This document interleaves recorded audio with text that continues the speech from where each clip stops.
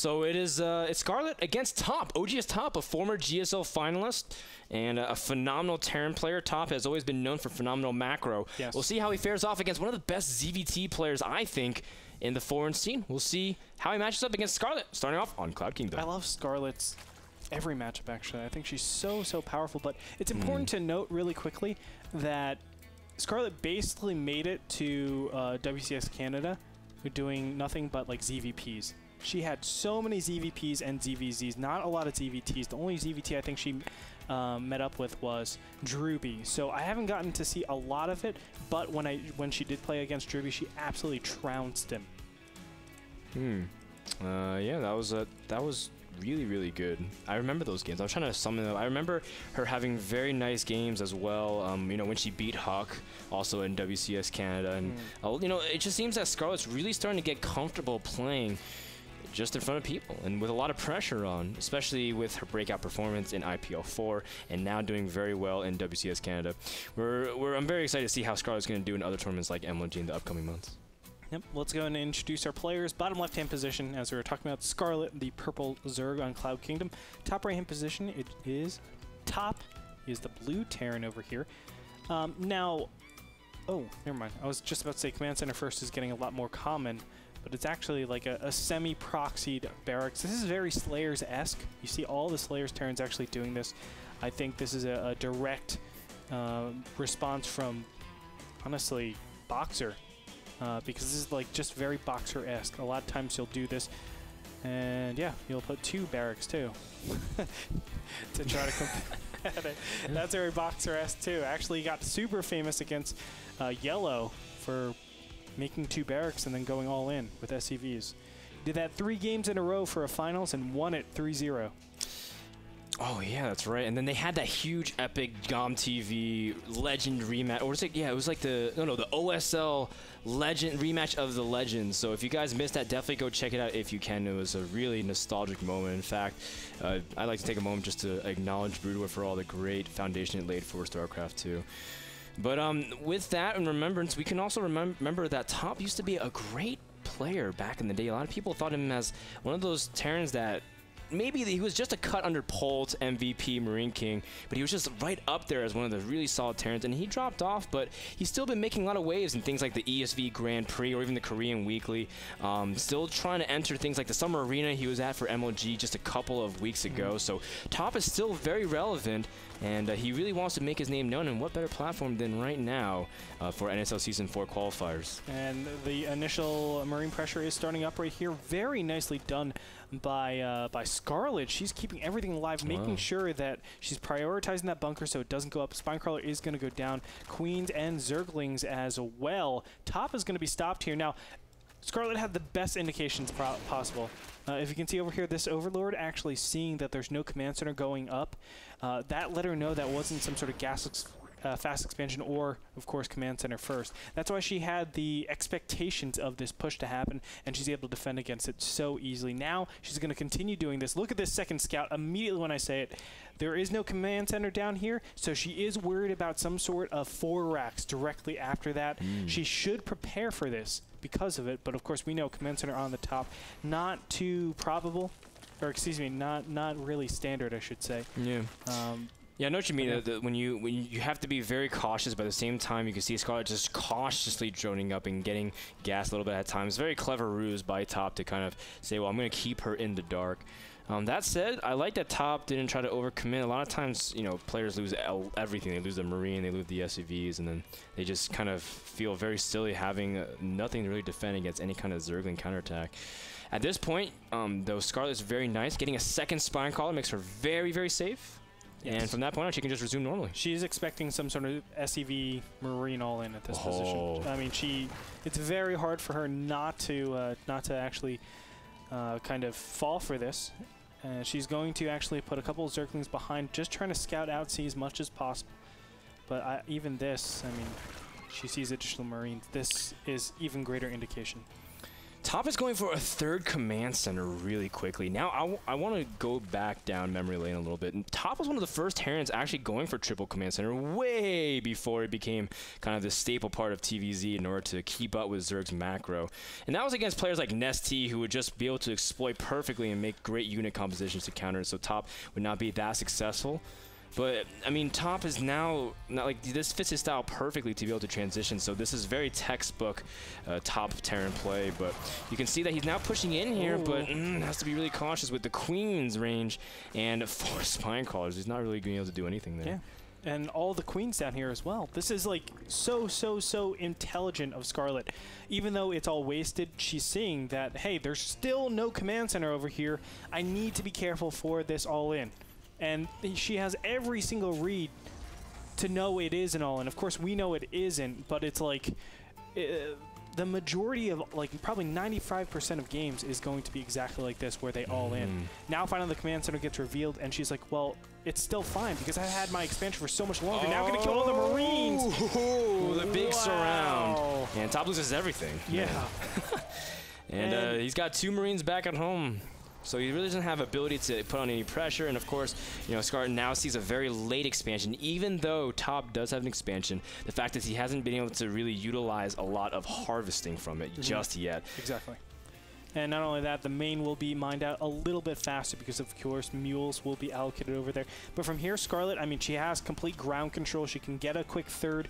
She can go ahead and just drone up, saying, I'm going to keep up with your economy, which is completely fine. I think all we should be actually seeing is drones. Look at how clever this is. Wow. 2 banelings being shown. This is to actually, like, kind of fake it's going to be some sort of baneling all in. Yeah. I wouldn't even be surprised if she cancels right here. But she finishes. And from here, look, oh my god, all the SCVs are being pulled. It's because she saw those 2 banelings, or excuse me, Top saw those 2 banelings, and he's prepared against some sort of baneling or zergling all in. Yeah, and he can't necessarily leave the line for that long, and if he does, he has to be very cautious, very paranoid about it. Look at it. He's making bunkers on top of his ramp as well in the main. And this is very intelligent play from Scarlett. Of course, Top is doing all the right things as well. It's just tit for tat at this point. You know, Top makes it look like Scarlett, or he makes it seem like he's going to all-in Scarlett, so Scarlett has to overreact. Scarlett makes it seem like she's going to go for a counterattack, but Top is forced to overreact. And this is very high intelligence psychological games right now. That's exactly right. Amazing play from both these players. I'm really impressed. From here, you can see, oh my gosh, Top is actually going straight for siege tanks. When you do this, this actually staggers you so much. It really disallows you from doing so many different pushes. He's going to have to basically max out, or at least go to 2-2 from here before he does anything. As soon as the first siege tank is actually shown, Scarlett should know this, take a 4th base, go into hive tech, and she will know that she can do that without worrying about a single thing. At the same time, though, I kind of still like Top's position. He's taking more of like a Gumiho path, where he goes for a lot of command centers, and he's going to be playing very aggressive with his base taking. You can see that even though, you know, the fact that he fell behind early economically because of everything else, he forced enough units. Scarlett's drone count is not that healthy, and Scarlett didn't even get her 3rd base faster than Top did. So this is still a decent position macro-wise for Top. Yeah. I would agree to that. I mean, he could definitely progress on really fast. The fact of the matter is, though, like, he can't push. Like, there's so many things that ZerG can be doing. Yeah. He just cannot push. Stim is just now about a quarter of the way done, and Scarlett immediately takes the 4th base, and she's just going to drone up from here on out. I wouldn't be surprised if we actually see a hive getting put down pretty soon. Oh, we can see the Zerglings and Banelings are moving up towards the north, trying to see if they can force Top in an awkward position. Top doesn't have combat shield or stim, so his Marines are very vulnerable without the assistance of the siege tank. Of course, Top does have decent amount of production, but nowhere near what he really could be capable of with 4 orbitals at this point. You can see that, just like you said, a fast hive is in order, and Top scans and immediately sees that fast hive out of his opponent. So how will Top react? Just like you said, he doesn't have much pushing power, so he just might have to let it happen. Yeah. I think so. I mean, you can see Stim and combat shields on the way. Plus 2/2 is also on the way. He actually got 1/1 before Stim shields, LOL. How many times do you actually see that? Preparing a drop, I don't mind this whatsoever. Look at that creep spread, though. Scarlett, you monster. She is smashed face taking names. This one, I think, was, she definitely sees that. and will get picked off. Probably not, but another medevac is going to come over here on the left-hand side and try to have its success. I like this. Expanding while you're actually doing a little bit of pressure. It's really, really intelligent. But look at this. Scarlett is prepared all over the place. She is so clever with her positioning of her units.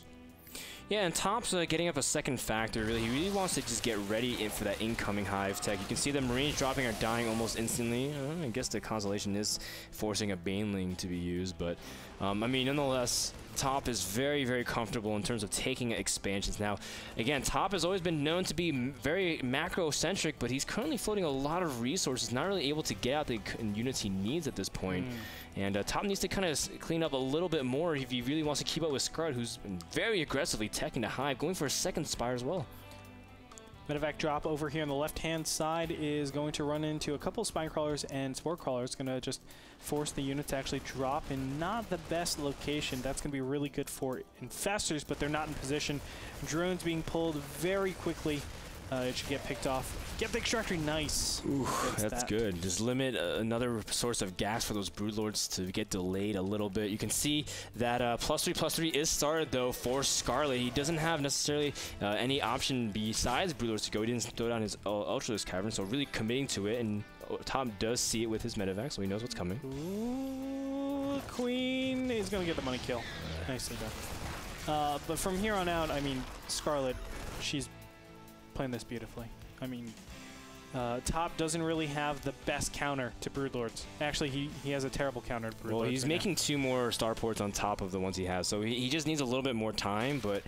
And he hasn't actually made any Vikings, even though he's scouted this Greater Spire. Well, I guess I'm gonna see how Top handles himself here. I mean, hypothetically, Andre, what did we say? We said in the most perfect world of micro, only Marines is what you need against Infestor, Broodlord, Zergling, Banelings, right? Only Marines, but Top has to have the most godly micro, which he's not necessarily known for.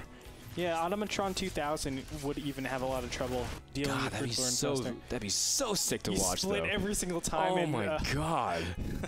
Man, that just shows you the ceiling cap of StarCraft 2, but it's just, is anyone able to really achieve it? Oh, Medevac drop being picked off on the left-hand side. Nice fungal is going to keep that in its place. But in the meantime, a lot of Marines and Siege Tanks are going to come over here. Now, if Scarlett plays this right, she should actually just completely evacuate. Yes, evacuate from here.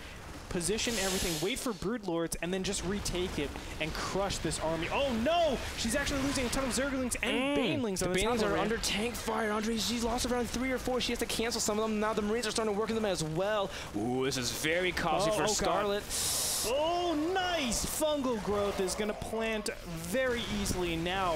Top might have a lot of trouble actually dealing with this. A couple of the infested Terrans are going to come up first, giving the Zerglings free reign and everything splashes on top of those units. Very nicely done. In the meantime, a drop in the main, it looks like, is going to clear off a little bit of the third base, but also the bottom right is under attack. Top actually playing this very nicely, but Broodlords are just ravaging the fourth base over here until a single Viking is actually going to come over here. This is great for Top, Andre, because the fact is, even though he's losing army, he has a huge economy behind it. And not only is his economy massive, but he's able to take out bases. He's hitting Zerg where it hurts the most, and she's really limiting Scar's ability to do this. No, the Infestors are running straight into the Marines as well, and the Marines clean up 2 Infestors that were almost full on energy. Top with phenomenal positioning and use of his Marines. Still, Scarlett does have the composition advantage on her opponent. Excuse me. 9 Vikings though on the and 6 more on the way. Jeez. Whew. Okay, so I take that back, actually. Top is looking very, very strong. And again, it's because he's denying expansions. And you may think, you know, yes, Zerg has the ability to remax a lot, but this gas intake has now been reduced to pretty much just 4 because Scar's not harvesting from her geysers at the moment. So this has been a pretty strained economy for Scarlett, even though she's comfortably been able to drone up a lot. Yeah. Looking at the upgrades really quick, 3-3 against 2-2. So Scarlett is actually ahead there. Actually, a lot of... It would be pretty good to do an ultra transition right here, seeing as how many Vikings are being forced out at this time. Look at this, 2-2 is actually on the way for Flyer, Carapace, and Attack. That shows you how comfortable Scarlett is right now. She is doing phenomenally well. On top of that, she is retaking all of her bases. And once she's stabilized, I think, again, she does have the composition advantage, even though it shows 200 to 155. Yeah, I mean, tricky things can happen with fungals and the fact that you have tanks against Broodlords, but look at this. Top has like a lot. Look at his main. He has a lot of units just sitting there, not doing anything. And Top has to be very cautious because I think he doesn't think he has a lot of Vikings, but the truth is he has an insane amount, Andre. He's got 10 waiting in his base with a couple of medevacs, so that's easily 20 supply of his army that's not there. So even though the supply counts show 20 behind of Scarlett from Top, the armies are pretty even. Yeah, and Scarlett cleaned up the drop over here, now going to stop everything in its tracks. Yes, he loses the hatchery, but at a pretty costly amount. Scarlett should immediately just start attacking that 4th base, but he's going to go for, oh my god, all these Vikings are caught out, and the infestors are on creep, so they can actually catch up. Beautifully done, fungling every single one of those Vikings down. Units tab showing 17 Vikings on the field, but so many are going to be taken out right now, and with the combination, no ghosts out, no real siege tank count to actually protect the Vikings, there's no way to actually stop this army. Beautifully done by Scarlett. She is so far ahead in this game, now taking out the 4th base. And we see that Top's going to push Bio with his small pack of Bio and take out more bases and going to call Scarlett back. But of course, Top has actually a huge Viking count because of everything he left in his main. So he just discovered it, thankfully, and now he's able to really muster it. But Top, despite all of the fact that he's been losing his armies here and there, has been able to stay at a very comfortable macro advantage. And that's what we're talking about. Look at his bank as well. He's able to really push out a huge amount of units. Now here is a big thing. Top is now finally get Ghosts. Ghosts at a very good dimension, and yes, even though Ghosts did have their fair share of nerfs, EMPing Infestors is so key. If Infestors have no energy, then Vikings become empowered, and there's almost nothing that Scarlett has, especially since she didn't have an Ultralisk transition. That's exactly right. Ooh, Zergling's going to be able to clean up all the ground. This is what I'm talking about. Scarlett just has so much ground dominance. Huge fungal on a massive amount of Vikings. And Top is going to lose a huge amount of his ability to deal with the Broodlords. What? Are you kidding me? Look at how many Vikings he has now. 6 Vikings out of 5 Vikings out in the field. That means the Broodlords still reign supreme. Fungal plus Corruptors is just so powerful against this style. Another double drop over here in the mid left-hand side will just stagger this expansion yet again, but Acer Scarlett is moving on over to deal with that very effectively. One of the medevacs is able to actually get out barely, but Scarlett is just all over everything. She is playing so well. This is why she's one of my favorite players, if not my favorite player right now in StarCraft. Scarlett has to be very careful, though, Andre, because now it's getting to the point where her larva banks are very, very low. She doesn't have that strong of an income, and Top's really been doing a good job. Oh, picking off some of these infestors again. Top has been doing phenomenally as well. You know, for every fungal that Scar's been able to land, Top's been able to pick off a few infestors here and there to really try to even out that count. Top also does have 4 orbitals still, so he can really drop a huge amount of income to really, you know, outpace Scarlett in terms of being able to keep a constant stream of production. Scarlett trying to push in to see if he can destroy this base. Another nasty fungal, but how is he going to be able to follow up more fungals on the rest of the units? Top losing a lot of units because he only has 1 medevac to heal, and that is not enough healing to really keep these Marines maximized. Great splits from Top, but does he have enough to really hold on to this onslaught of units? Scarlett is forced to back off, but Top is not going to give up, and for now, as long as he can hold this position, he's going to have a pretty good income. And only a single medevac out in the field. He's actually getting very gas-starved. In the meantime, Scarlett is taking the bottom right-hand expansion, so she is on 3 bases, about to approach into the 4th one. Really, though, I mean, look at the upgrades even. The Corruptors are at 3-2. Look at the Tops. They're at 0-0. These units are so weak against Scarlett's. So it gives this air army so much more potential than we're normally used to. I mean, Scarlett is in a fantastic position. I don't know of a way that Top can actually defend this base accurately. Now, Scarlett is, I like the fact that she's backing off as well. She felt like she had an opening, but doesn't want to lose it, because you lose those Broodlords once, that is it. And you can see that Scarlett is now moving to the bottom right, trying to catch another drop. That's a very nice little move there from Scarlett. You can see Top is also running to another base, taking out more units. A very big play indeed, picking off a lot of the drones. This is a good move by Top. Again, just trying to use strength in the fact that his opponent's army is not mobile. Broodlords are very, very slow, and it seems that Scarlett is very resolute keen on sticking to Broodlord, so Top is trying to use his map presence, but at the same time, Scarlett has her eye on the prize. Oh my gosh, but here's a big problem. The Broodlords are so far out of position. The Vikings are just going to town. This is exactly what Top needs, but there are so many Infestors and Corruptors. I don't even think it matters. Look at how hardy these units are. With +3 armor, it gives them 4 armor totally. And when these are, you know, yes, they deal a lot of damage. When you're getting -4 off of each shot, that's reducing your DPS so low. It makes the Vikings like Marines, man. That's all they are. Vikings only do 20 damage per shot. You need to kill way faster. You can see that Top also working on some of these units with his Marines, doing very good job, again, maximizing small packets of units, small engagements everywhere. Another bio run by a try, so you can snipe the base here in the bottom center as well as the mid left. Top being everywhere at once, picking off more drones. Scarlett forced to run. And again, the lack of mobility really starting to hurt Scarlett. Yeah, Scarlett just needs to pull the trigger pretty soon. I mean, she has so many Corruptors. Look at this. And now just relying on Infestors to clear everything up. I think this should be the key. She is maxed at 200. She should try to actually get that hatchet before she actually engages. But still, she's so far ahead. Just start using your advantage.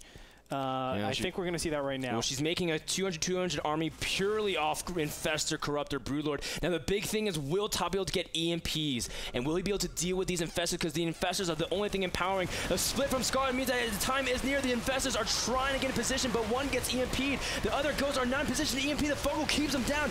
Will Top be able to do it? And he does. He lands on a huge wave of EMPs. And there's almost nothing really there to follow it up, though, because there's a lot of Broodlords raining out damage. No anti-air. The Corruptors killed every single Viking known to mankind, and OGS Top is going to lose its position. Acer Scarlett still strong in her supply count, remaxing on Zerglings at this point, and Scarlett's going to be able to work on this base, one of the few mining places, the only mining place of Top. Yeah, there's no direct response to all these Broodlords and Corruptors. This basically says, I have air control, don't even bother. All that Scarlett has to do from here on out is go ground. She has to supplement and make sure she has ground control. Because remember, these upgrades are fantastic. There's no way that Top can actually change around. Now taking out all the mules, that's going to add insult to injury. And Top is just searching for some sort of mining base. He's being thrown on his back heels, man, and he cannot get back up. He can't get his balance, and this is going to be the tipping point. Scarlett is going to shove it in here and push him over until he falls and dies. And Top really doesn't have that strong of an answer. He's making medevacs at this point, which is not what he really needs against this army. I mean, he's trying to, I guess, out-heal any fungals, but I mean, he doesn't really have an answer. He got the EMPs he wanted. He's now trying to push into the bottom right and again, starve out Scarlett, but Top is not in a good position. He has to defend this planetary right here. Is his last source of income, but you can see that Scarlett, as long as she pushes in and eliminates his last base and prevents Top from being able to get it, it's just a starvation game. Top will have nothing really to keep up his wave of momentum. Exactly right. Bottom right is going to be cleared up to the Banelings, and Top is just he's looking for something. He's looking for something to get back into this, but we know. I mean, Scarlett is just way too far ahead to lose this game. She can just 1A, close her eyes, and go get a drink, and she'll still win this game.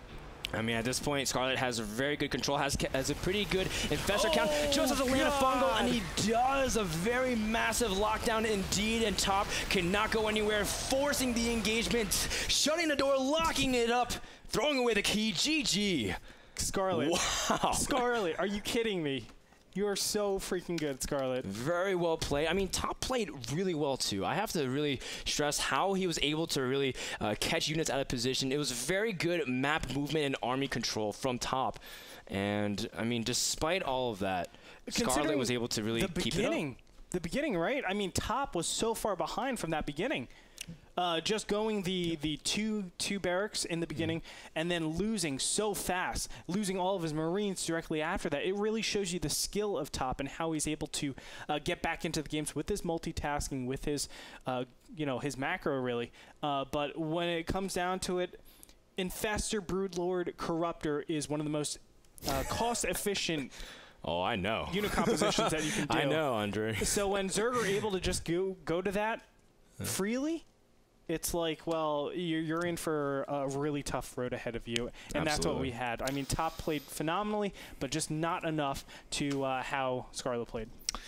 Game 1 goes to Scarlett. She only has to win one more game to advance to the round of 64, but OGS Top showed very good play, but was not able to keep up with our Canadian Zerg. We'll find out what happens in game number 2 when we come back after this quick commercial break.